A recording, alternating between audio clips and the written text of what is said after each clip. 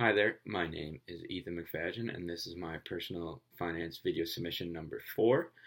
Today's topic is describing risk tolerance using examples and determining why or why not I am risk averse.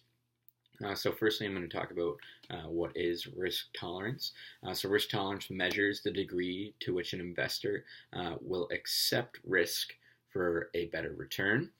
Risk tolerance is one of the most important investing concepts. If you're not willing to accept certain risk and your portfolio takes a negative swing, if you are not tolerant to risk, you may sell your shares at the wrong time. Instead of selling them at a high rate, you would sell them when they were low to save yourself from losing all of your investment. There are many factors that do go into determining your risk tolerance. Some of those include age, investment goals, etc. There are risk tolerance assessments available online, or you could sit down with an advisor who can help determine your risk tolerance for you. An example that I'm going to use to describe risk tolerance would be between my investment portfolio and the investment portfolio of my grandfather.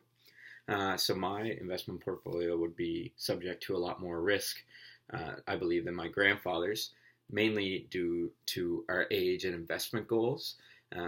Mainly when I'm investing now, it's to make a good return on my money. My grandfather is nearing the age of retirement, and he is more interested in lower risk but guaranteed returns so that he can always have money upon retirement. So, like I said, I'm open to more risk because I can weather through the storm if my investment portfolio decides to drop.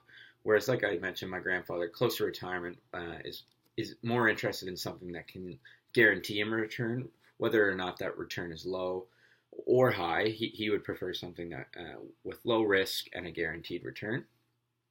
So next I'm going to talk about whether or not I am risk averse or not. And like I kind of just mentioned in my previous example, I believe I'm not.